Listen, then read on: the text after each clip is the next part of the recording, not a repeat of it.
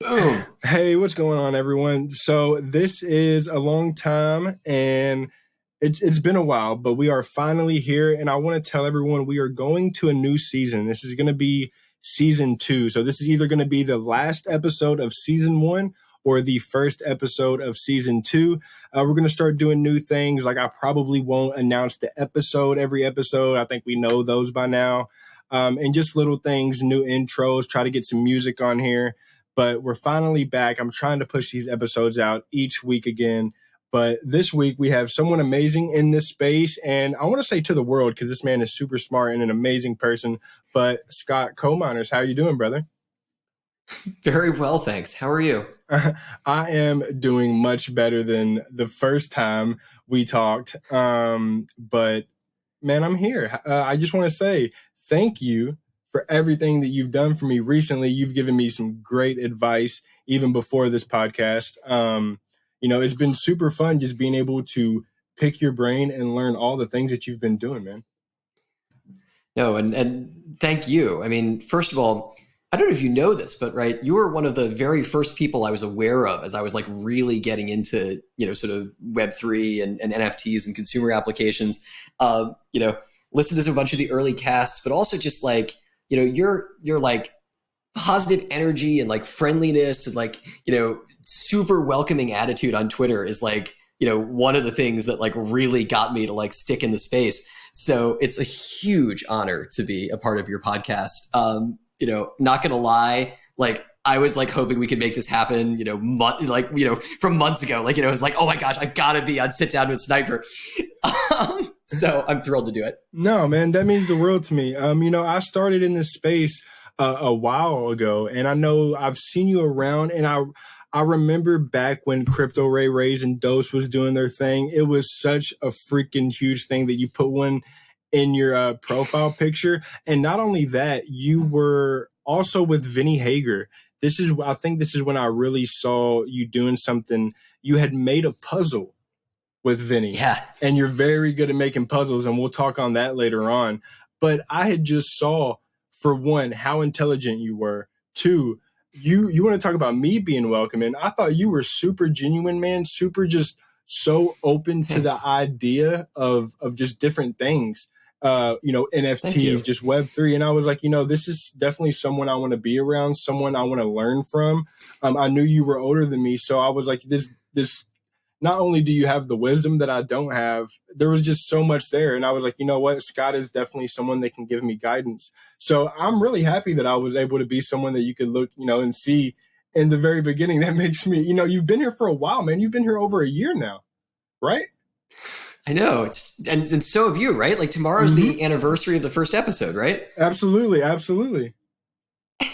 It's so wild. Not only that. The surreal thing about Web3 is the time moves infinitely quickly and infinitely slowly at the same time, right? The last week feels like it's been a year, and yet it's also stunning to imagine that it's been like more than a year since we've been doing this stuff. I know, man. I look back and I see some of the people, some of the projects, and just how much this space has grown. Sometimes I'm like, dude, I was just in LA last week with these people. I was literally just seeing these people start what felt like last week. And then you look at the calendar and it's like, wow, that was a whole year ago.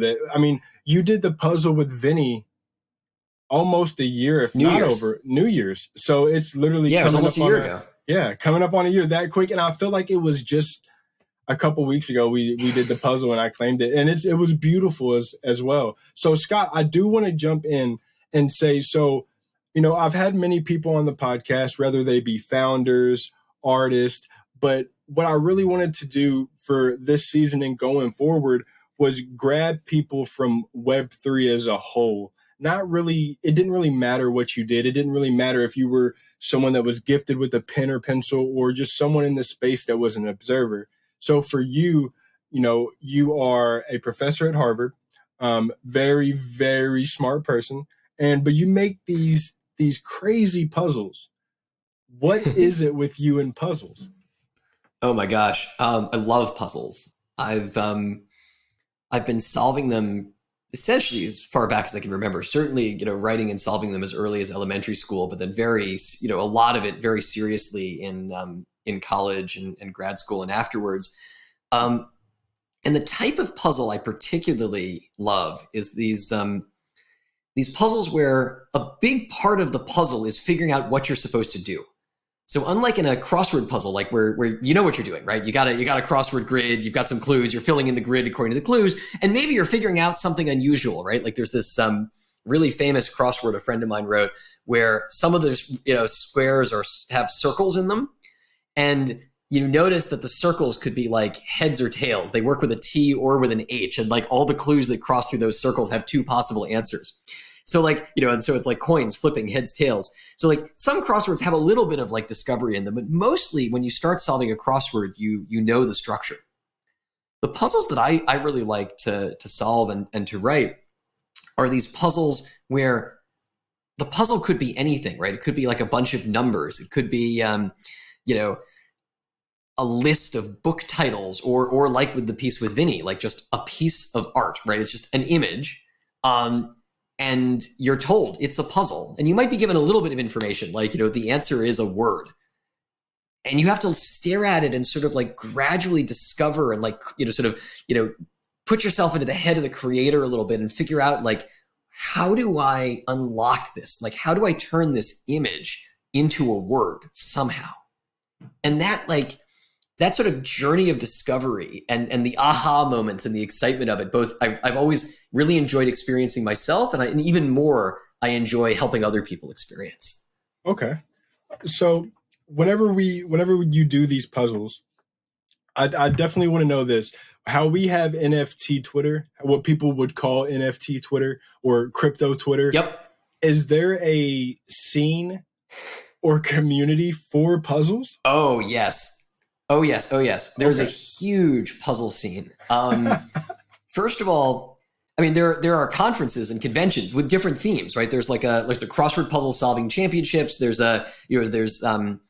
Recon, which is like this the Reality Escape Convention, which is a convention for escape room creators and proprietors. So there are like big events, but then there's also annual competitions in this which are sort of combination competition and reunion, right? It's like, you see all of your puzzle friends and you all try and solve puzzles. The biggest one of this format I've described each year is called the MIT Mystery Hunt.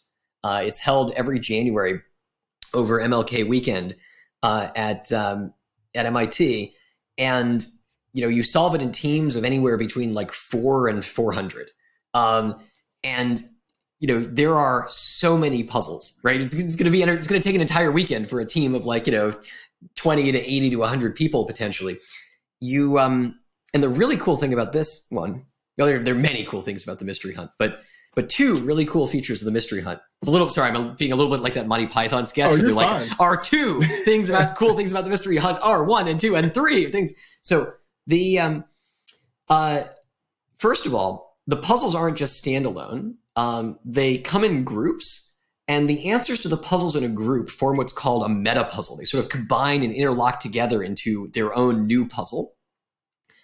And usually the answers to the meta puzzles form what's called a meta puzzle. So all the answers to the group puzzles again form like another group puzzle, or maybe multiple group puzzles.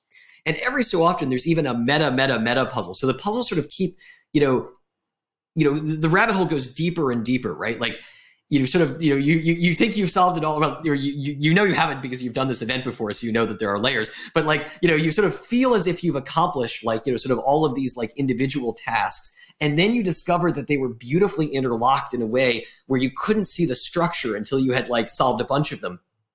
The other thing that's really cool about the Mystery Hunt, or another thing, I mean, it's been one of my favorite things of the year ever since college. When I first participated in it. But another really cool thing about it is they have these incredibly creative and elaborate themes, which feature into the designs and structures of these puzzles. And so, one year, the theme was, an office murder mystery, and then you gradually realize you're in the Matrix. Another year, And so, you're like solving these mystery puzzles, and you're gradually solving these other puzzles that sort of pull you out of the world. And another year, it was boy, I'm somehow grasping for all the video game ones. There was a year where it was a series of video games. The first round was themed around Mario, and you solve a world 1-1, a world 1-2, a world 1-3. And the meta puzzles for world 1-1, the answer was some type of mushroom. For the second one, it was some type of flower. For world 1-3, it was some type of star, right? Mushroom, flower, star. Okay. And then there's a boss battle, meta puzzle, which was an airship. And then you expect you're going to world 2-1 because it's Mario. And to date, it's been set up as Mario. But in fact, you discover that Bowser was working for Dr. Wily. And the next round was Mega Man. And the round after that was Zelda. And then, Ganondorf was working for the Russians. And it became, I think it was the Russians. It became, sort of Civilization. And then Katamari Damacy. And then it turns out that all of these villains together were working for GLaDOS. And it was really a Portal-themed hunt. And when you got to this very last step, you realized there had been clues to Portal the whole time. And so it just has this like majestic, like sort of combination and recombination, and you're never quite done. And you're doing it with a bunch of your best friends, right? Like I play on a team with a bunch of my college friends, that sort of comes back together. Like everyone reconvenes every year for the mystery hunt. And it's really, it's extraordinary, right? It's a community activity, and you're probably already like, listeners are thinking, that sounds kind of like an NFT community, right? It's a community activity where people get together to do this extremely esoteric thing that draws on everyone's like unusual skills and unusual knowledge and background, very, very intensely, and like it uses every part of your person, right? Like I am, for example. I have since childhood known all the lyrics to We Didn't Start the Fire because I really liked We Didn't Start the Fire. More generally, I like list songs, right? Harry Truman, Doris Day, Red China, Johnny Ray, South Pacific, Walter Winchell, Joe DiMaggio. Yes. So in these puzzles, it's often useful, right? Yeah, it's like in these puzzles, you didn't know you were going to get like really bad Billy Joel covers on this podcast episode, did you? I love it. So in these puzzles, it's often useful to have a string of like related words with a well-defined order, but where the words are not obvious, right? Where you sort of have to figure out what they are without knowing it necessarily, without sort of just being able to look at it and be like, if it were January, February, March, or you're like, okay, great, the next one is April. So it's actually very common to use the list of words from We Didn't Start the Fire as, one of those ordered lists because it's ordered. And if you just see like Walter Winchell and Santayana, like you don't necessarily like if you're not a We Didn't Start the Fire nut like I am, you don't necessarily think like, oh, I wonder if it's referencing that Billy Joel song. But so I have like, I'll be like standing in the solving room and somebody will be saying like, Red China. Why is Red China the answer to this puzzle? I'm like, Harry Truman, Doris Day, Red China, Johnny Ray. And they're like, what are you saying, Scott? I'm like, Harry Truman, Doris Day, Red China, Johnny Ray, South Pacific, Walter Winchell, any of these words in the puzzle? And they're like, oh, wait, like, what are those? They're like, what are you talking about? I'm like, does it have any relation to fire? And they're like, oh yeah, it's the like red Pokemon puzzle round. And you're like, fine. Or the fire Pokemon puzzle round. You know what I mean? And I'm like, yes, okay, it's a We Didn't Start the Fire puzzle. Like, that's the order. Go look up the lyrics. And then, I'm like, wow, my job here is done. Stretch, like, like off to get another glass of tea or something. The best part about this is I'm a huge Office nut, and the Ryan started the fire. That's the only thing. That's the only thing that keeps you running through my mind the whole time. My gosh, I can't even grasp. That's the one thing about puzzles is I love doing them, and when I say puzzles, I mean like Sudoku, maybe a little Wordle here and there. Although it is different now that awesome. They took over. But I just don't understand that.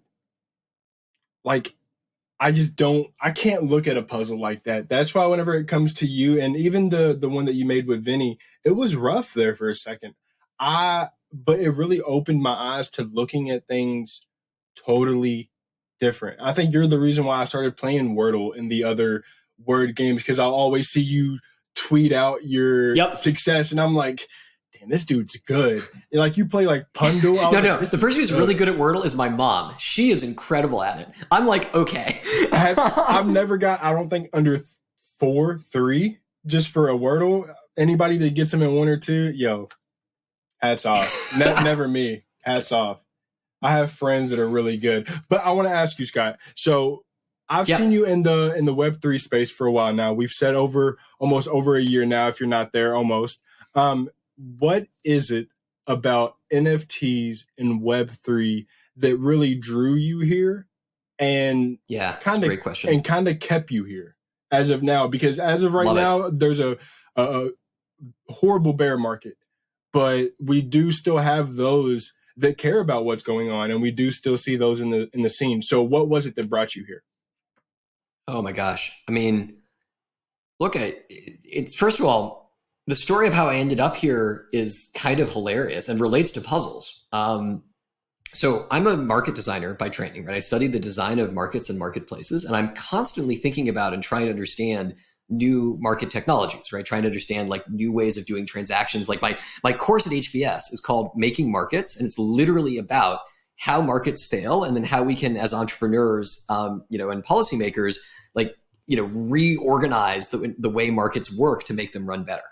And so, in that capacity, I've been aware of crypto, more or less since its inception. Like, one of my undergraduate and then graduate thesis advisors was was one of the earliest Bitcoin miners. And so, like, I've been, gosh, I wish I had been as into it as she was. I mean, like, she rigged up a server and was mining Bitcoin, and and I was like, wow, this internet cash stuff sounds totally silly. Whoops. I know, right? But so I've been aware of this stuff for a very long time. And in fact, like NFTs, even I was aware of back in the early days of CryptoKitties. Like I literally had a conversation with a colleague about starting an experimental NFT project in 2017. For a research idea. Like, we sort of were interested by the concept, and sort of spent a good hour thinking about oh, maybe we could build a thing that did X. Again, whoops, that was that was a missed opportunity. But I was aware of this stuff, but I have to admit I was really blind to its potential. And what happened, the way I actually got into it, I had been involved in I'd originally been blind to sort of all of crypto's potential. I was actually on record as a pretty major skeptic. And then a very good friend and now frequent collaborator of mine, Christian Catalini, convinced me to help him and many other people think about the design of Libra/Diem, what became sort of what was Facebook's cryptocurrency initiative, with this idea of trying to build global transaction infrastructure for the world.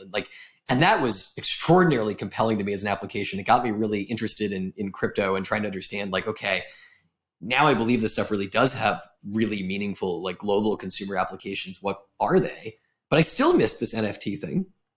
But I was writing this puzzle column for Bloomberg, and we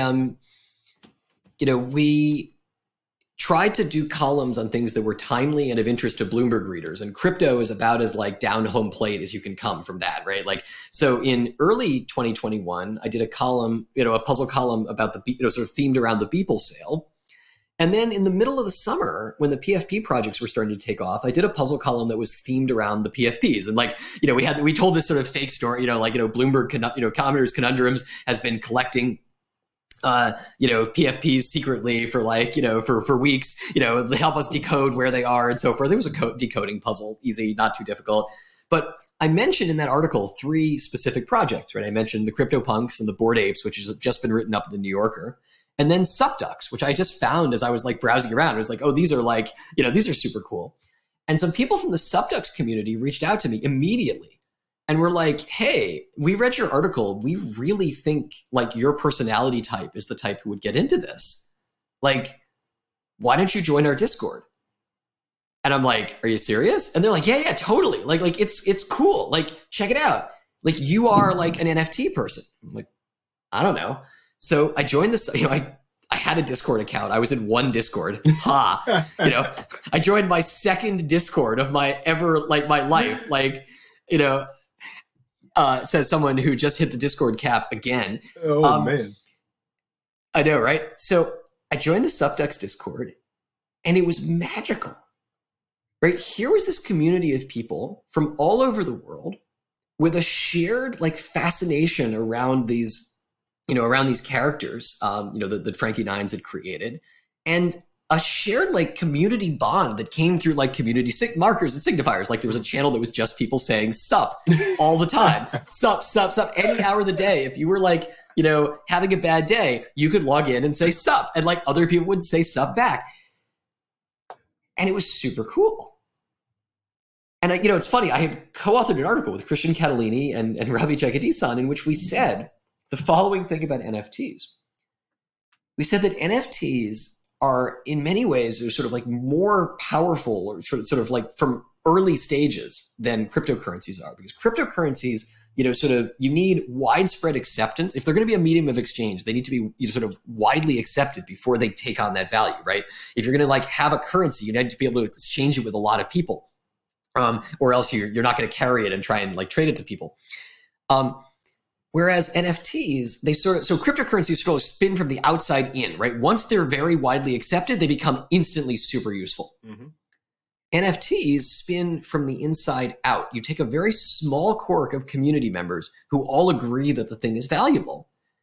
And as they together co-create more and more value, this spins out into like more people wanting to be part of the community, also being interested in the NFTs, and sort of like more and more people entering, and sort of like the group of people becoming even more, sort of exciting and productive.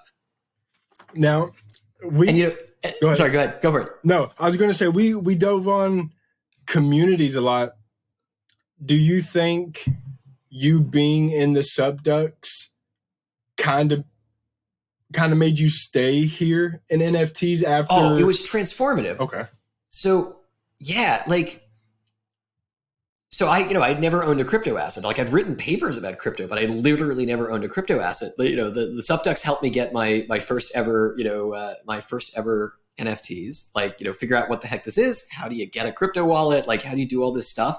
One of my sort of now closest friends in the space, Far, and helped me literally I was still waiting for to be able to actually transfer my crypto. There was a duck I really, really wanted. He sniped the duck, and we did the trade a couple days later. So I got this instantaneous sort of pulse of community from everyone.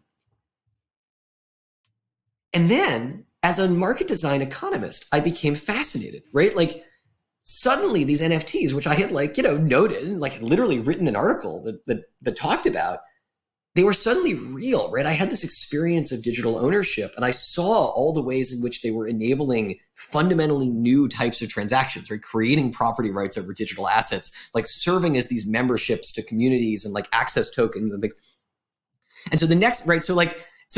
So then suddenly it's intellectually fascinating, and it's confusing to me. And when you're a professor, the more confused you are, the more you want to learn. And so the next thing I did, and it was obvious to me that this was a huge part of our future.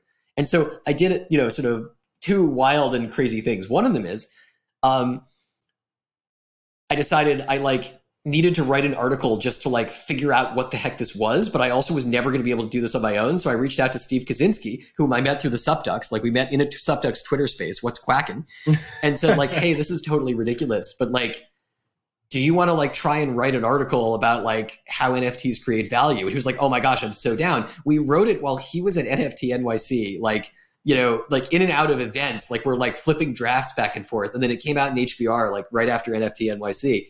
Harvard Business Review right after NFT NYC. And that was a magical intellectual exercise and a magical collaboration. I mean, Steve is just so incredible.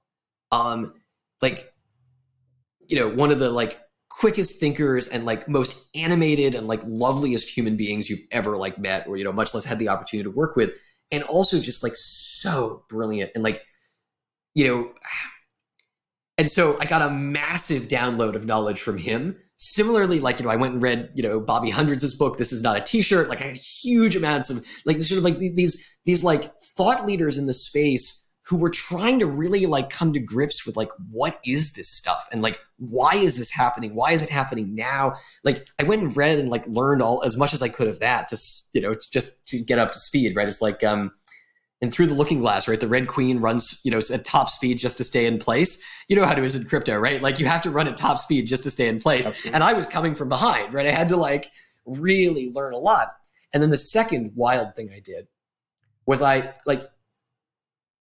I knew that my students were going to need to understand this, and I was scheduled to teach Making Markets in spring 22. And so I committed that I was going to teach a 2-week focus module on crypto and Web3 with 0 course materials at that minute, right? I had like none of it. I didn't understand. I barely understood this stuff, like, you know, much less was prepared to teach it. But there was no better way to like learn something than to like force yourself to teach it, because in order to convey it to somebody else clearly, your understanding has to be as sharp as you can possibly make it. And so I went off on this like, you know, learning journey. And in the meantime, right, and there's this incredible back and forth exchange, right? Like, as I'm like doing all of this like learning and scholarship about this, I'm meeting new communities. I'm seeing new ways in which NFTs can be used and getting involved in them and making new friends. And so it's this like lovely, like, you know, sort of, you know, back and forth between like my academic pursuit and like trying to better understand this world and like figure out how to make it better and you know, like, you know, help take it up to 11, or like do what I can to like realize the potential for the world, or to help realize the potential for the world, right? I get a tiny sliver of it, but I'd like to achieve the maximum sliver I can. And then I am making so many friends, right? Like, it's not an accident that I like hit the Discord cap, because I'm seeing all of these different communities and all their different interactions. And like, I become really good friends with the chain runners, like Flash Wrecked. I wrote an article with, you know, on CC0. And like, I learned CC0 through like, you know, talking with him tons. And like, again, it's another one where I didn't get it initially. And that was so exciting, right? Like, again, and right. So this is you asked why I'm still here during the bear market. You're good, man. I mean, you know, I'm still here during the bear market, socially, because I still have tons of friends in the space. It's still, you know, it's still like, you know, just incredible community, incredible people like you, you know, like the Supducks, like the Chain Runners, like the Thingdoms, like, you know, Adam Hollander, who like, you know, founded like Hungry Wolves and co-founded White Sands. Like, I've made so many friends. And we all together are on the vanguard of this incredibly fascinating and very real, and I do believe it's very real, technological movement.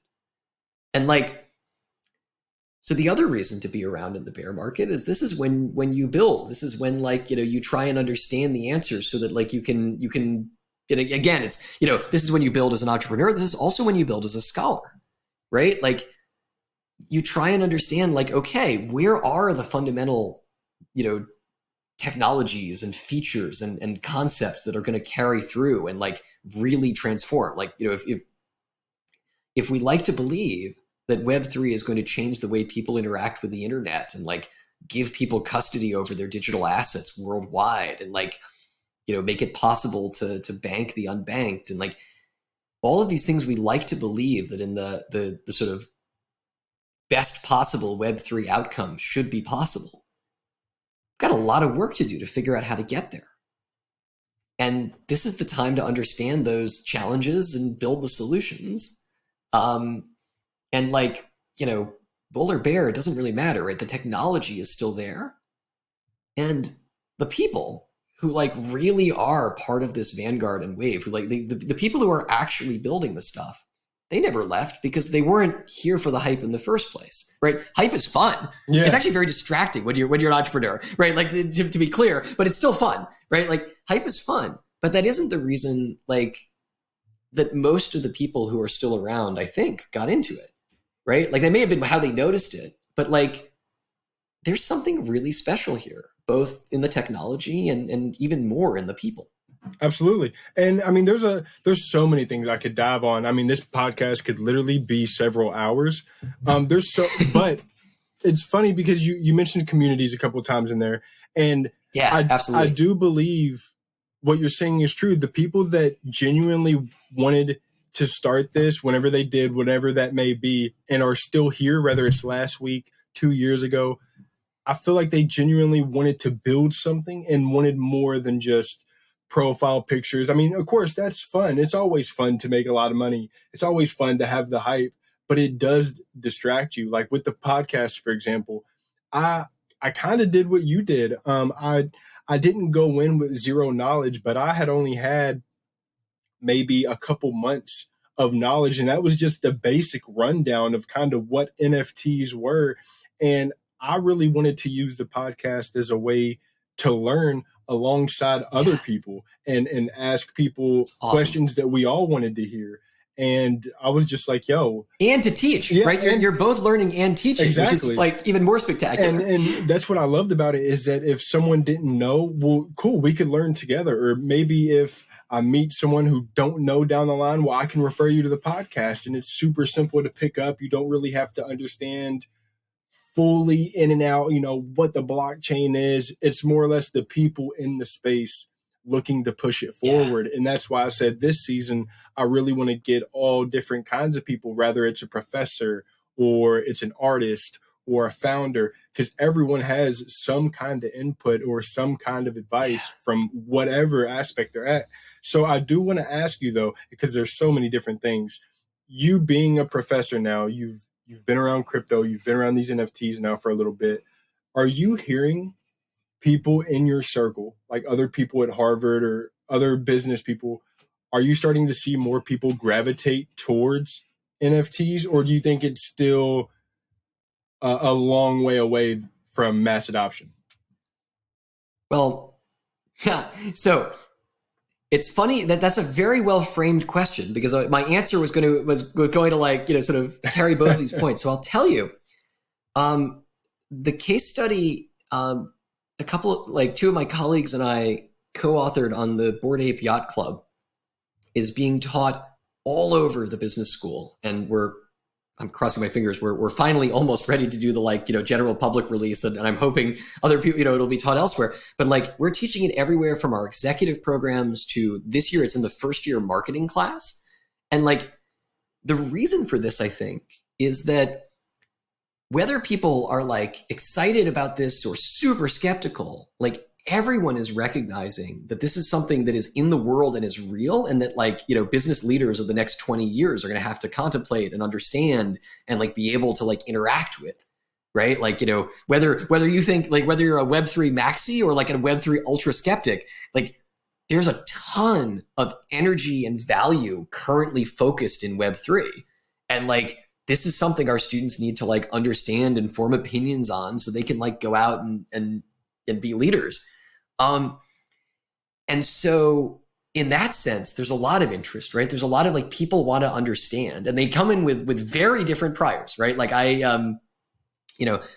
taught when I taught the case, the first time we taught this case, I opened with a question. There was a poll the night before, and I opened with this sort of 2x2 question. The poll is suppose you could have bought a Bored Ape, day of mint at mint price, would you have done so?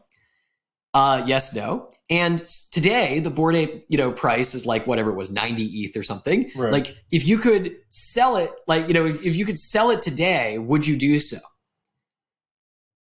And naturally, the vast majority of students started in the absolutely would not have bought, and absolutely I'm selling right now box. And you start with them and you're okay, so what's going on here? And they say things these are ridiculous. They are pictures of apes. They have no cash flows. I don't know how they support this valuation. What is this asset? It's not even an asset. And then, their classmates, at HBS, we teach via the case method, right? Classmates start arguing with them. And there's always a couple people in the room who actually own something, right? Mm-hmm. There was a couple students in in the class who like have crypto wallets, like hold NFTs. I think none of them had apes, but they had nice collections. And they start saying like, no, like there are quote unquote cash flows here, sort of, right? Like you get dividends, like you get a mutant serum. And then people are like, is a mutant serum a dividend? Like, I don't know. And someone's like, well, they're currently selling for 20K. And someone's like, it's another like random image on the internet. And like, you sort of talk your way through like, what are all the different facets of the value of this abstract token? And how is it, like, where does that market value come from? Like, how is it attaining value? And then I say, okay, great. Like now we understand what an NFT is and to some degree, like how it attains value, the different ways it can create value. What problems can this solve? And what's fascinating is even the skeptics, like even the people who started in the like, I got nothing, this is so silly camp. After that initial conversation, they had lots of great ideas for problems it could solve, right? Someone was like, event ticketing, right? This is a nightmare, right? There's this whole secondary market where you don't know whether, when you're buying a QR code ticket, you don't know if someone sold it to 3 other people. And you're like, yeah, like, unique digital asset, proof of ownership. That seems, you control the asset. Seems pretty good. Someone else is saying, maybe we could use this for educational credentials. Like what if my like diploma could be an NFT? I'm like, yeah, MIT is actually doing that. Sorry, be an NFT. And it was like, yeah, MIT is actually doing that. Wait, they are? And like, yeah, MIT's been giving out digital diplomas for a number of years, maybe like 6 or 7 years at this point. Oh, and technically, I mean, you can't give your diploma to someone else, so that would then make... No, and these are blockchain coded. Like they give out a blockchain copy of your diploma credential. Wow. It's on a side chain. I forget what chain it's on, but like they started experimenting with blockchain diplomas like a long time ago. Wow.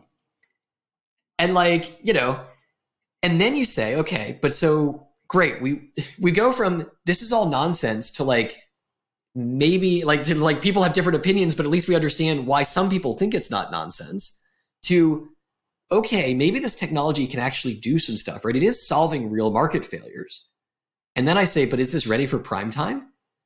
And like, everyone's like, oh my gosh, like, absolutely not, right? I made them all set up crypto wallets if they didn't have them. They're like, this was the scariest thing, right? Like, I gave them this like security briefing document. It was like, before setting up your crypto wallet, like, watch this video, like, do not ever type your seed phrase into any computer ever, right? Like, and they're like, this is like not what you expect from consumer financial services. And like, and it's true, right? In order for this to actually get to mass adoption, it doesn't just have to get really compelling applications. And the applications are getting there quickly, right? Like, NFT ticketing is an extremely compelling application, and digital tickets is a gigantic fraction of the, what is it, like $30 to $40 billion ticketing market. Like NFT tickets are real. They will happen. It's just a superior technology. But in order for the average person to hold an NFT ticket, the average crypto person has to have some crypto wallet they can use intuitively. And that has protections of the type you're used to with other sorts of internet accounts. And so, there's like applications will drive adoption, but they will also along the way drive improvements in infrastructure, right? If you're like running a really serious NFT ticketing program right now, you have to also be thinking about like which chains and which wallets are consumers going to be able to use. And you need to be like encouraging the development of chains and wallets that consumers can use and interface with intuitively. And so like there's all of this like infrastructure and applications sort of swirling together at once. And so part of what I like teach and sort of one of the points we leave off in the class is that like at the same time we can see this incredible potential, but we can also see so much work to be done. Right? It's like it's the early days of the internet all over again, right? Like, we're writing in HTML 2.0. And we really need like CSS and wow, that was a dorky and probably not totally accurate metaphor, but whatever. I understood it. Awesome. That's just me though. Thank you, sir. I understood it. No, it's true, and our audience will probably get it too, which is probably what we need. But yeah, so it's very exciting, and and I think, and I hope at least that the students take away that it's exciting, and that they should be, in some part, in some fraction excited and in some fraction skeptical of where we are right now, right? Like there's a long way to go before before we ever start wondering about Web 4, much less Web 7. Oh yeah, no, most definitely. I do want to. Okay, so like I said, I definitely feel like, Scott, we're gonna easily do a part 2 and part 3 in the future, man. Just because I feel like I love it. I'm looking forward to it. Just because I know you have a lot of knowledge, and I still have the 5 questions, and I do want to let everyone know listening in, these 5 questions will probably switch up after this episode. So like I said, it'll either this will either be the last episode of season 1 or the first one of season 2. But regardless, I would love to refresh these 5 questions because as everyone will hear, they are a little outdated, and I just feel like it'll be good to really freshen some of them up. But before I even jump into those, I did want to ask you one last thing. So we've talked about, the communities and everything. You've been in this space, like we said, a while. What is one thing from the outside looking in? We know you're not a founder or anything. What is one thing you would love to see happen or change, or something you feel is needed for this space in order to get closer to mass adoption, or just for more people to understand? Like, we've seen people like Reddit, Nike, not call them NFTs, but digital collectibles. That was a really big step, I feel like, to getting a lot of users here. Is there anything that you've kind of thought about? Like, hey, I think maybe if people start doing this, that would really open some eyes. Yeah, I mean, first of all, that step, like Steve and I, I should plug. Steve and I are writing a book. There you go. Plug it. You should get on our email list so we can announce, send you the announcement when the pre-ordering is live. Bookabountnfts.com. Easy to remember. Kaczynski and Kominers. But so one thing we say, at least in the draft of the book, and I suspect this will make it to the final version because it's very much it's very true. Nobody talks about a QR code ticket as a QR code ticket, right? They just call it a ticket. And no one's going to call an NFT ticket an NFT ticket. They're just going to call it a ticket, right? Exactly. Very quickly, we should be reaching the point where the underlying technology, people have an intuitive enough understanding about what this NFT technology is that they just interact with it as if it's another part of their life, right? It's like a web page or a QR code. It's just like a technology that facilitates a bunch of other stuff, right? It's an ownership record that moves around, and it has potentially add-on features. And so that move by various brands and others to just start labeling these as collectibles or objects or, tickets is very much right? We get much closer to mass adoption when the rails of the technology are less visible. But along with that, the other thing that and we could do an entire episode about sort of transitions we could see in the space and stuff, but another easy one, and Bobby Hundreds wrote about this recently too. When you think about digital collectibles, even just the collectibles use case, collectibles is a multi-$100 billion market globally, right? The collectibles market is huge, but the vast majority of collectibles are not like what we have right now in the NFT space, right? They're not, 100, much less $1,000 or $10,000, ultra limited editions. Those exist, right? You can buy a $10,000 or $100,000 Star Wars toy, right? That is a category. Yep. But most Star Wars toys are $6 to $12. Most trading cards are $6 to $10 a pack. And back when we were a little bit younger, they were $3 a pack, right? I still got those Magic the Gathering cards, Odyssey block $3.25 or whatever it was. There you go. Yeah, right. And so the mass market digital collectible NFTs need to be things that are accessible for everybody. And again, that comes in, there are 2 pieces to that. One of them is they should be in much higher numbers and much cheaper, right? Higher supply, lower price, even given larger demand. And secondarily, again, they need to be accessible at the technology level, right? They need to be things that people can actually get to, which means they need to live in like intuitive interfaces that people can really use. And we need to do a lot of work to bridge digital divides and get people access to those technologies. Okay. I like that, man. I mean, and I don't know why it popped up. Whenever you talked about collectibles, it made me instantly think that Hot Wheels is doing a new NFT with Flow. What? Yeah, dude, I just bought a case of Hot Wheels last week. I'm a big collector, as you can see. I got Legos and stuff. My Millennium Falcon over there. Oh my gosh, yes, dude, I love collecting. But no, you make some great points, Scott, and that's why. I mean, before we jump over to the questions, that's why I said we definitely need to do another episode, if not another couple episodes, in the future. Love it. Because I genuinely love, and that makes me like so much more inspired to go and just learn about NFTs, because you're opening up to me that, I mean, there is a whole bunch of people out there that I look at NFTs like, yo, this is super simple. Like, this isn't nothing crazy, but I've been here for so long. It's not like that for everyone that jumps in. And there are people studying this. So, dude, we're definitely going to talk more about this and what you've seen, especially as we keep going forward, because I can only imagine another bull market. But jumping into the questions, I want to go, some of these, it's Web3 related. Some of them you can just answer in general. Number one is, though, what is the most important thing to Scott in his life? So what's the most important thing to you, my man? Jeepers. I mean, like this is excluding family, or do I include family? Oh, like, it's definitely, you can include family. Okay. I mean, so definitely, like, my family is just, I don't know, always has been, right? Like, absolutely.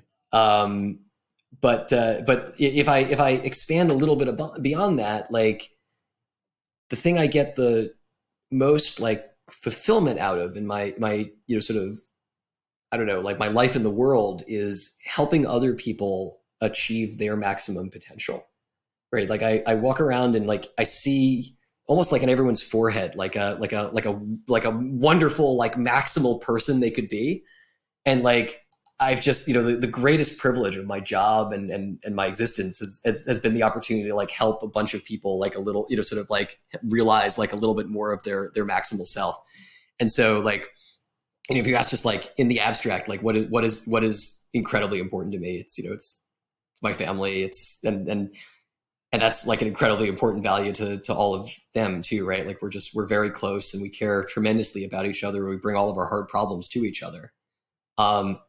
But then like, I also like in my interaction in the world, right? I've had the privilege to have the opportunity to like, sort of, I don't know, to, have like my students and my friends and my colleagues and like all of these people, like all of these, all of these wonderful personal relationships. And I've been so privileged to like be able to help some people like become even greater.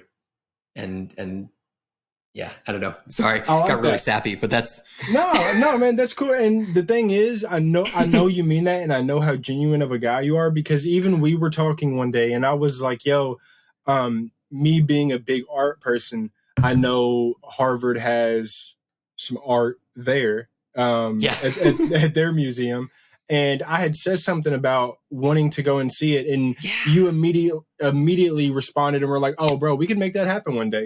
You're always down to help someone. I've seen you on Twitter do that multiple times. Like you're always down to. I'm so mad we didn't even talk about A16 or none of that, but that's why I said you got to come back, man. There's so much stuff that we could really dive into. But number two is.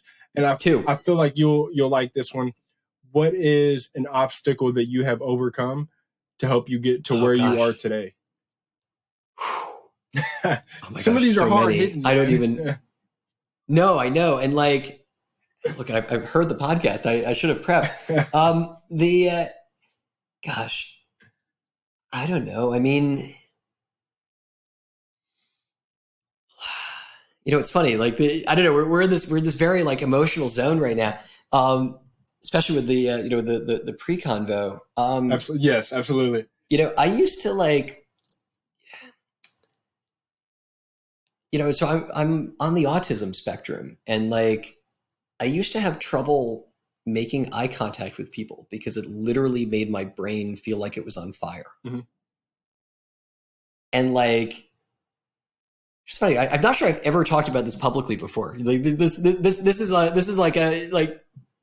Sniper, you are like, brother. We're just like so on this wavelength that like we're going very deep very quickly. So apologies to all the listeners who thought they were tuning in for just like a bunch of like sup. And like it was, really hard. But it's really funny. My one of the biggest values in my family that my parents always impressed upon my brother and me was they wanted us to be able to like talk to everyone in the world, right? Like any person, like every single person like has a fascinating story and like, and is like super interesting and like super excellent. And like, it was like always like, and we'd travel, like they would get to know all the staff at the hotel. And so we would get to know all the staff at the hotel. Like we learned this like idea of being able to talk to everyone. Turns out eye contact is pretty important in that. Yeah. And like, so like from a very young age, like, my parents would have said like, look, we're like this eye contact, you gotta do this eye contact thing. And so I literally like spent hours staring at mirrors, figuring out how to do it. How to make my like brain burn less. And like, it's funny, right? Like I think of it as, I don't know, like, I guess it was an obstacle. But it's one of the things I'm sort of most happy that I figured out, because again, all of these like, connections and interpersonal relationships, like, it would be much harder if I couldn't ever like, look at somebody. I will say this, man. So there is, for one, every time that I ask that question, it's such a hard hitting question. I always tell people, they can answer it how they want, and they always give me a very respectful answer. So for one, I definitely applaud you and respect you for sharing what you did with us. Not only that, it's pretty funny. One of my great friends that is very close to me, I'll never forget the day he revealed to me that he had Asperger's. And he revealed it to me like I wasn't gonna love him or something. And I was like, okay, so we going inside to play Call of Duty or what? Like that, exactly. That didn't bother me. Like it didn't. But the thing is, I love that, man, and I love that whenever people share their story, because I'm a firm believer of you shared it for a reason. So I'm a very, very even more big believer that someone listening to this needed to hear it. So I thank you for sharing it. But I also have met people where I always thought that like whenever I talk to people, I had to look them in their eyes. So someone told me the trick that if you just like look right here, that it will trick the other person to think you're looking them dead in their eyes. So now when people talk to me, I just look right here and I'm like, yeah. I just, but I mean, other than that, man, I think you do a hell of a job talking to people, and I would have do better than me. So, I mean, I love it though, man. I mean, no, I don't do better than you, but I, I'll take a close second. How about that? No, I mean, I appreciate it, man. The whole talking thing, I always found out that I guess my biggest problem, people always told me was, hey, you talk too much. And I'm like, you know what? I can use that for my own experience. If I talk too much, let me do a podcast then. And then I'll have the perfect place to talk too much and really help others be a teacher and get my little workout in for talking. But no, I mean, thank you for that. And I guess number 3 is, this is going to hit you. What is one thing you want to do before you get too old? Oh my gosh. You're still young, man. Yeah. Goodness, what is the thing I want to do before I get too old? And I think too old is just a really nice way of saying before you die. So if that helps you. Gosh. That is a really great question. I mean, does it have to be a unique item, or can it be like a category or something, right? It could be anything. It could be I want to skydive. It could be I want to find a 4-leaf clover. It could be anything. Web3, general life. I mean, 4-leaf clovers are awesome. I did find one once, and I was like lucky for the next week. It was amazing. My aunt is so good. So many times we've been at family gatherings, and she just, oh, look at that, and just reach down and pick one up. I'm like, how do you? She's like, it's really a weird gift that she has. I guess if she had superpowers, hers would be finding 4-leaf clovers, and it's weird. Incredible. Oh my gosh, I wish I had that superpower. I mean, I guess like it's funny. It comes back to that earlier answer, right? Like, before I get too old, I want to help as many people, become themselves as I possibly can. Absolutely. I want to help as many people as I can, level up and really come into themselves and be as awesome as humanly possible. And yeah, I mean, the cool thing about setting a goal like that is, it's basically you want to do as many of them as you possibly can. And so there's always more you can do. And, if for some reason you get struck by lightning in that thunderstorm and you can't grab your cell phone quickly enough, actually, you probably don't want to grab your cell phone if you're being struck by lightning, right? That's probably metal, so probably grounding rod or whatever. But if you do get struck by lightning, you still did okay. But hopefully not getting struck by lightning anytime soon. And yeah, I hope to help a lot of people be awesome. I think you will, man. And not only that, I mean, for one, you being where you're at, with school and being able to help other people learn about NFTs, Web3, what's going on, give them guidance, point them in a general direction. I think that right there makes you cool as hell. And I know in 20, 30, 40 years from now, people will be able to look back and be like, yo, I'm really happy I took that Scott Wood class, or I'm really happy Scott talked to me about this, because I mean, I might not have a Bored Ape, but I definitely have a lot of knowledge that is probably more valuable than just owning one Bored Ape. So you're killing it. I sure hope so, because I don't have a Bored Ape either. And so all I've got is the knowledge. Yeah, literally. And the thing was, I was around for Bored Ape Mint. I saw him and still skipped because I didn't really like him. I thought that. Yeah. Exactly. didn't get the aesthetic. Didn't really like them. Really liked the money that they were worth about 2 weeks later, but in time being, no. I ended up meeting the artist though, and she's a wonderful woman. I met her in LA, Seneca, and super cool. Yeah, she's very nice. But they're doing great over there. They're a very good footprint in Web3 of what to do as a business. I mean, I think for the most part they've been carrying themselves pretty well, and might not be the OG I guess CryptoPunks would maybe be, but I mean, look at it, they own them now. So Yuga Labs, I guess we should say Yuga Labs as a whole is a good entity in this space. But number 4, this is why I have to mainly change the questions, because this one's going to be like, oh damn. And everyone will be able to tell at what time I wrote this question.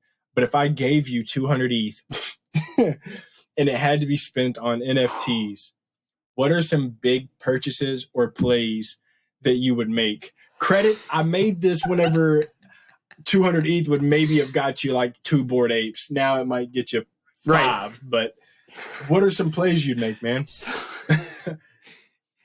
So this is hilarious, but this one I literally I have no answer to.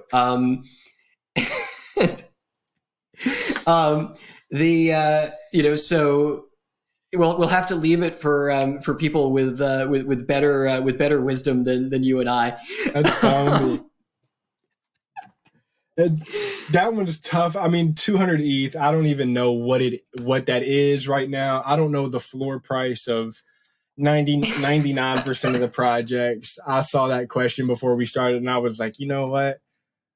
I could probably give you 10 ETH, and I still wouldn't know what to buy. So, but other than the question, Scott, we've been going for an hour. I do just want to say before we hop off here, I've said it 2-3 times, but I'm really looking forward to doing more episodes with you. Absolutely. You are an amazing guest, amazing person to talk to. And you're an amazing host and human. Yo, I appreciate that, man. And thank you. Like I said earlier, thank you for all the guidance that you've given me and all the help. And before we get off here, is there anything that you kind of want to end on and say, or just let the people know? Yeah, I mean, gosh, first of all, it's a really good question to end on. When I trained in ethnomusicology, they tell you that at the end of every interview, you should always ask, is there anything you would like to add? Oh, nice. And so I often, as my anything you would like to add, reveal the fact that this is the recommended last question that they teach in graduate ethnomusicology. But to now be like a little bit, more Web3-ish focused and stuff, like, I sort of want to say thank you to you and to whoever else is tuning in, right, for being a part of this utterly surreal moment that we're living in, trying to build the future of the internet. And like, for being a community of in many ways, like the tightest knit, like, sort of network of friends and cross advisors and like, and scholars and degens, all at once, right? Like, it's really like an extraordinary honor to be a part of this. To me, it is an extraordinary honor to be a part of this and to meet people like you. And so thanks. No, QED. Absolutely, man. And I'm not going to lie, whenever you said that that's like the question you're supposed to ask, it made me so happy because I've never took a single class. All these podcasts are, after this, it's stopped and then uploaded. There's no editing besides maybe the voice level. This is all just, I did this one day in my mom's basement. 26 years old. This is just something that I really wanted to do to help other people and help myself learn all together, be a teacher and a student at the same time. So just having your words of encouragement, like that means the world to me. And as someone that I look up to, not only for intelligence, but just as a genuine human, it means the world that you've even recognized me and allowed me to interview you. So it's an honor for me, man. And everyone listening in, I just want to let y'all know that I really butchered Scott's last name earlier, and I said Kominers. Who cares, dude? I'm so sorry, but yo, dude, go this check is him out. So not an issue. Like, I can't even believe we're like closing on this note, but we're gonna be like cracking up. But I mean, definitely check him out and check out everything he's doing. Like I said, he's been involved with some great people in this space, and I definitely recommend going to see his Twitter and what he does. So please, that's what we'll end on that great note. And just everyone, I hope y'all have a great week and keep tuning in. So we'll see y'all next week and have a good one. Scott, stick around for me so I can ask you some stuff. But I will. Y'all have a great night. Awesome. And we'll see y'all. Peace out.